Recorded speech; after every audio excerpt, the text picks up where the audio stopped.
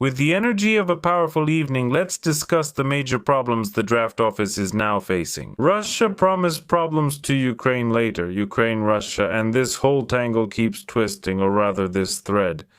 And we'll talk about many other things that might interest you and I think will interest you. Let's probably start with a video about the military enlistment office, where some women managed to rescue a man from the manhunters who grabbed the door and the man himself trying to drag him into the van. The video here is pretty short, so you can watch it quickly. The women are frail and elderly, and there are also some attractive young retirees. The retirees are attractive too. There are young, attractive girls and older women, but they all fought back together. As the saying goes, when people stick together, everything gets easier. I believe that's a Ukrainian saying. So our gypsy women left the store empty-handed and they couldn't do anything. On their way out, they even hit a man who was filming everything, so please watch the full video on the channel. I'll tell you exactly where you can find it in a moment. There's an even more interesting video where this draft officer gets beaten up again. What a jerk. Well, this one is really packed with all that stuff. It's just, I would say, full of violence. And in this video, all of that is shown. It's really interesting too. You can watch it as usual on my channel, on my Telegram channel. Just point your tablet or phone camera at this QR code and you'll get right where you need to go. Or in the description of this video, there's a link to the Telegram channel. Go there and you'll get exactly where you need to be. Next, why do I say that the draft officers have huge problems? It's not just because civilians are starting to report them, let's say, and there are more and more cases like that. But also the so-called Ombudsman for Human Rights, I think that's his official title, has finally started to pay attention to these things. And now I'll show you this. Here is this Ombudsman. And he is already talking directly on the TV channel about how bad these draft office guys are. Previously, he wouldn't discuss it, just saying there were only a couple dozen cases and no major problems. But now, apparently, it's no longer possible to keep quiet about it, so he has to talk about it openly. We have cases, we go into buildings, we find people who are there. A week, 2, 3. The longest recorded period so far of a person being held illegally at the SP draft office is 50 days. Well, just imagine, representatives, I understand, of the Ombudsman come in and there are men sitting there for 2-3 weeks, up to a maximum of 50 days. 50 days of lawlessness. First of all, you're sitting there at your own expense. Well, they feed you, but secondly, there's constant violence. There have already been many stories about cases of torture, cases of beatings, cases of psychological abuse, and all sorts of other things. Well, and the person spent 50 days there. You can only imagine what's going on now in his head, and in fact, what's happening to his body.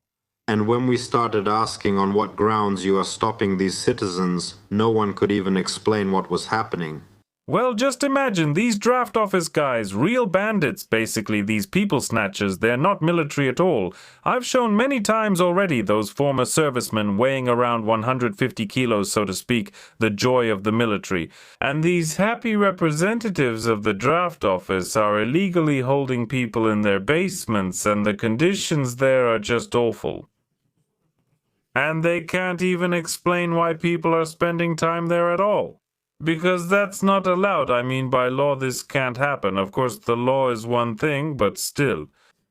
Then, the most interesting thing is that here we also have Zelensky from the beginning of his presidency. Like someone strong, planes are flying, we're going to bomb everyone. Yeah. Beat. But now we're moving on to the next part of our little performance, right when the planes are flying and we're going to bomb everyone.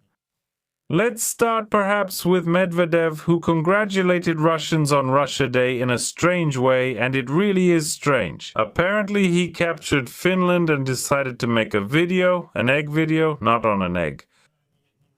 It was made using artificial intelligence neural networks. Well, let's see what Dmitry Anatolievich is going to show us there.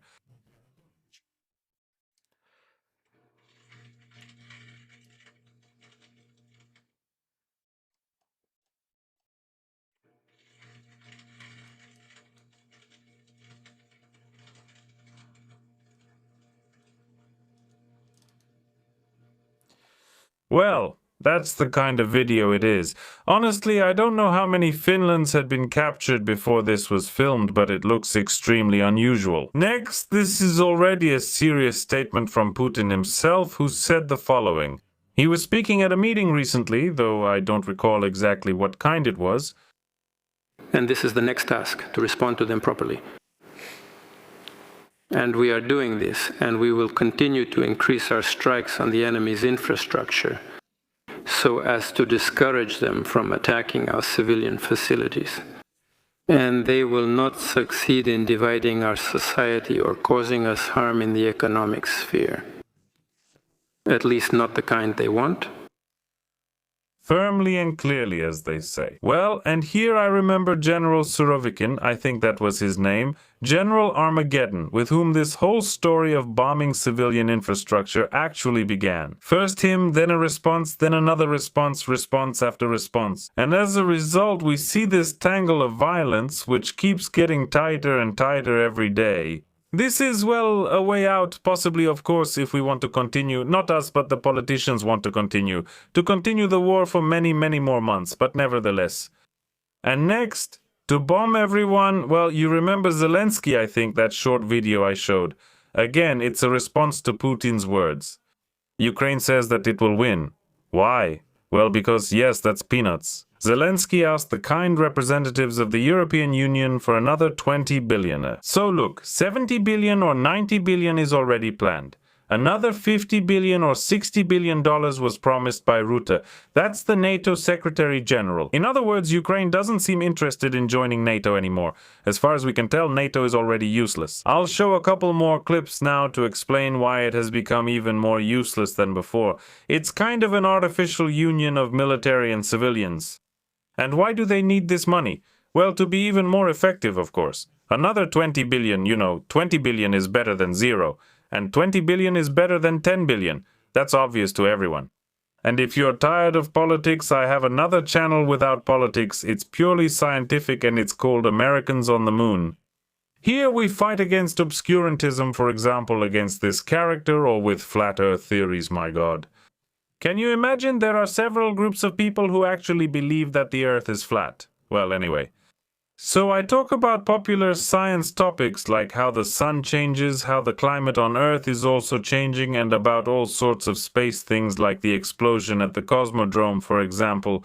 So subscribe, it's going to be interesting. And that's why Ukraine is asking its Western allies for an additional $20 billion for military needs, writes Politico, citing an anonymous high-ranking representative of the Ukrainian Ministry of Defense. The publication says that Kyiv wants to spend this money to secure its advantages on the battlefield. And everyone sees, says Zelensky, that Russia is burning and we want it to burn even more, but for that Ukraine needs funding. And the issue of military aid to Ukraine is expected to become one of the key topics at the NATO Leaders Summit in Ankara in July. More and more money, more and more fortifications can be built with it, and I think that's wonderful. Good people should live in beautiful houses in beautiful places, eat delicious food and sleep comfortably, so that they can skillfully govern the whole country. It's always been this way, and apparently it always will be. And again, there are the same statements that we will bomb and they will bomb there. And the same wheel of violence keeps turning and spinning. The planes are flying, we'll bomb. Regarding discharge from the army, there's some interesting news about this for the military. They say it's demobilization. On May 1, Zelensky announced that army reform is starting in Ukraine. On May 2, the secretary of the Verkhovna Rada committee that Terminator Transformer Roman Kostenko said that if everyone in the army signs contracts, there won't be enough funds for payments. He doesn't like this situation. Nevertheless, the Ministry of Defense announced a phased discharge of service members who have served the longest in the defense forces and spent the most time on the front lines.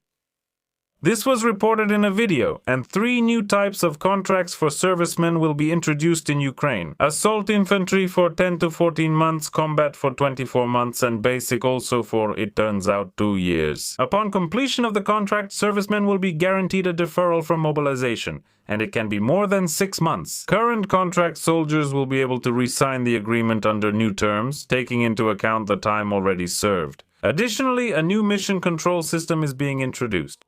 I don't know for what. the Ukrainian price, but this one is the English one. Nevertheless, it allows confirmation that personnel are at their positions, guarantee proper payments, and speed up the search for the wounded. So demobilization is coming up, and I'm curious how many people will fall under this demobilization. To make fighting easier, apparently, there's news of the following nature. By the way, about drones, there's another part of Putin's message that I didn't fully mention. There's also an addition about forming a low-orbit group. A group of satellites for controlling heavy drones. It's unclear whether this is for controlling some kind of heavy mother drones that will oversee everything, including smaller drones, or if it's for controlling the radio operation of drones from the Ukrainian side. In general, it's unclear. Maybe it's some kind of electronic warfare. Well, it's a bit strange, but we'll see what's being planned. On top of that, these satellites still need to be developed and launched. They need to be successfully launched and successfully operated. And all this infrastructure has to be deployed in low Earth orbit. And then from there, they can start fighting. But we'll see. In general, space wars are the last thing we need on top of everything else. Well, now drones have reached Tatarstan. Taneko and Nizhnekamsk Neftekhim are on fire. On the night of June 12, drones attacked 3 facilities of the Russian fuel and energy complex. This is what Putin is talking about. That they are bombing, and we will respond, and they will achieve nothing. And here is one of the videos of this happening. So, over there on the horizon, well, not exactly on the horizon, but you can see that something is burning. Next, here is a photo as well, showing that the fire is quite strong since the flames go beyond the pipe and are almost higher than it, though it's much farther away in my opinion. But nevertheless, it all looks quite significant. And here as well. What do we have here? They're showing from afar that something is smoking in the distance. That's how it is. 2 facilities on the territory of the Russian Federation were attacked by them. The Toliati Kauchak plant in the Samara region. That's 890 kilometers away. The Nizhnekamsk oil refinery in Tatarstan. Here it seems this is Tatarstan. Yes, Nizhnekamsk. There's that very pipe. Well, yes, it's burning pretty strongly over there. And it's still burning, so it's not just a reflection. And it's burning over there too. Wow, yeah. Well, yeah, the damage is pretty severe. And the Nizhnekamsk oil refinery of Tenek was also hit pretty hard. And in the video here we have 2 large fires with thick black smoke. Here 2 AVT units were also damaged. These are key primary oil processing facilities and the tank farm. Well, if this isn't stopped quickly, of course it's going to burn for a long time. And next about prices. So look, the war machine keeps spinning up and up and up. Obviously there are patriots on both sides. And you keep telling me, and in the comments people are always writing that I don't understand anything, this and that here and there. But war always leads to tangible economic consequences for ordinary people. That's a shortage of food, that's rising prices, that's inflation at best, and at worst, hyperinflation, if I remember correctly. If you remember or don't know what that is, look it up. It's a sudden, skyrocketing, just explosive rise in prices everywhere. You may get paid in the morning and plan to buy a vacuum cleaner, but by evening it's not enough for bread. This happened during the Soviet Union's collapse in some countries. And the economy suffers. It's already suffering in Russia to a lesser extent and in Ukraine to a greater extent. In Ukraine, they say that a new wave is coming, with food prices rising. High prices for goods. The fuel prices at which Ukrainian farmers carried out the sowing campaign may lead to higher food prices as early as the fall of 2026. But let's be sure that it will indeed lead to this, because fuel prices here keep rising and even then it was expensive. In general, there's nothing good about this situation for us. This may affect the prices of basic goods the most, particularly sugar and buckwheat. Honestly, I don't know who considers buckwheat a basic good. During the collapse of the Soviet Union, my family was very poor, and as far as I remember, we survived on pasta. Pasta like vermicelli and all that, sometimes even without any oil. Well, I don't really remember eating much buckwheat. It was never particularly cheap as far as I recall. But I'm not an expert. And also there were potatoes. Potatoes for this guy, as they used to say in that joke about Ladno. And what does it say next? The Ukrainian fuel market still depends on external factors and global prices. But that's what Zelensky said back in 2019. We're going to build gas extraction companies here now. There's gas in Ukraine, it needs to be extracted. But it's being extracted and sent abroad instead of being used in the country, because it's in private hands. Diesel prices temporarily went down, but gasoline was getting more expensive. And now prices are still going up too. That's why the Ukrainian fuel market isn't protected from external factors like market prices.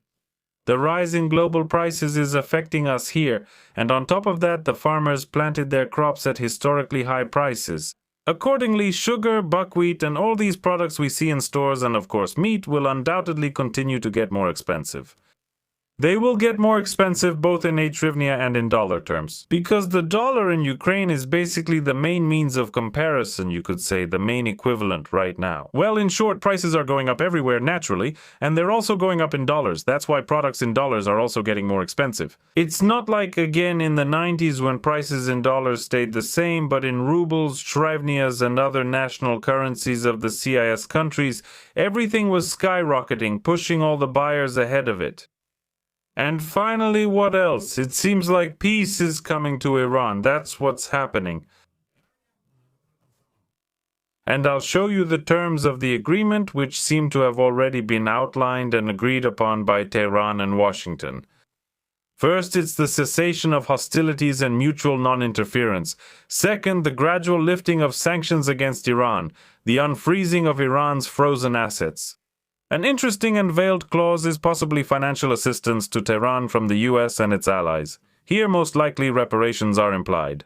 In one of the versions of this list, it was directly stated that about $300 billion should be given by the US to Tehran. There's not much fun in this for the US, and basically, Trump managed to make things even worse than before. The withdrawal of American troops from the region, and there were a lot of them there. The U.S. refusal to increase its military presence in the region. Freedom of navigation and shipping in the Strait of Hormuz. The launch of the nuclear deal, negotiations on it, and the lifting of sanctions. The creation of a mechanism to monitor the implementation of the agreements. Gradual unfreezing of Iran's assets. Suspension of some oil and energy sanctions. Well, the UN, that's clear, it's a very useful organization. And the implementation of preliminary steps. So let's hope that peace will be established between Iran and Washington. And we will see a gradual step-by-step decrease in fuel prices, fuel costs. If you believe in it, or if you don't believe in it, write in the comments what you think about it. It seems to me that this is just another trick to make money. Some insiders on these deals, as soon as conditions for peace talks arise, the prices immediately drop. As soon as Donnie says no, we're fighting, or there's some new conflict, everything immediately goes up. And just imagine how much you can make on this if you know when Trump is going to give that speech. That's basically a guaranteed profit. You invest $1 billion there and you get, for example, $1.3 billion in just 10 minutes. It's great, really great. Like I always say, good people should live comfortably, beautifully in nice houses, sleep on soft beds, eat delicious food, and get their money. And as for us, well, just to do some painting and whitewashing. What do we have? Let's look at some powerful leaders. We haven't seen Kurbanita in a while. She'll tell us now where we need to go. But what can we do? Because things aren't going quite in that direction. Something keeps going in the wrong direction. Every day it's getting faster and faster, just not in that direction, But what can you do? Who's going to perform here now? Well, here's the mama's boy. He's always so fierce. You look at him and wonder, where does it come from? And behind him, I think, is a child's toy, so the guy has kids. And despite having kids, he's determined to fight with Ukrainian manpower until victory, which will undoubtedly provide for him since he's exempt from mobilization, gets a salary and probably his kids too, with some means to live on. Well, you can already tell by his minibus, yeah, he has one with a panoramic roof. It's not cheap. And as for the citizens, he says let them go fight. What about you? He's already going to start taking territory. I think that we should at the very least demand the return of all our territories. Go to the wardrobe. At the very least. He says he wants our territories. Give us ours, the mama's boy says. Well, there you go. We must follow international law. What kind of madness is this? Madness? You see, NATO, all the others, they're all so friendly, all so rich and strong. That's how it is now. The journalist looks at him with a hostile gaze. Or maybe she's looking somewhere else, but her look is heavy, full of meaning. She's thinking, why didn't I go somewhere else, Sergei? Well, I don't know, at least a violinist or maybe a gymnast. Why do I need all this? Please, just agree to a ceasefire and give us something. No, it doesn't work that way. The war will end when we get our rightful territory. Our children will fight, and so will we all together. Our children will fight. Yours definitely won't fight, just like you won't. Again, we need to separate things. I'm serious. Listen to me. When they say our children or our war or we will fight or we will tighten our belts, that means you will, dear citizens, not them, not those people. They will go on, everything will be fine for them, but for us things won't be so good. And this needs to be understood very clearly. Then there's also an interesting video with young Lenin on the left. It's an interesting situation. At first he was wearing a tie with a pin, his hair slicked back, no glasses, with a little beard and mustache. He looks a lot like young Lenin. I actually have several posts about this on my Telegram channel. Again, I recommend subscribing. Then suddenly he started to look like a young Elton John. He shaved off his mustache, got a hairstyle like he has now, and put on glasses. And now it's something in between. The mustache and beard have grown back, so now it's kind of a hybrid of young Lenin and young Elton John. But it's unclear whether he can sing or make statements about extremely important things. But he keeps doing interviews, even though his sleep cycle still hasn't ended. And now this character on the right is about to say something. And look at the reaction of the young Lenin. The enemy is losing its potential. Young Lenin is dozing off. Here it is. It's so interesting to watch this. When I'm not there, it seems like the time in the back is even 12:49. I don't know, maybe it's almost 1 in the morning, but most likely it's daytime. And he's sleeping. What's the question? Why is the young Lenin sleeping during the day? What's going on? What is he doing at night? He's probably writing another one of those 6-volume works about how to carry out a revolution, the terror of revolution and the dictatorship of the proletariat, And we, having built him up, have the opportunity to take the initiative. Another build-up guy, one fought with children, this one is rising to free the initiative. In our case, it means actively liberating our territories. Well, basically they were handed talking points from above. And now all these thousands of talking heads will be saying the same thing, that we need to get the territories back, that we need to keep moving forward at the very least. Well, it's clear. They could at least change the words around a bit. Basically, it's all the same thing, just the same thing over and over. Come on, guys, at least do something.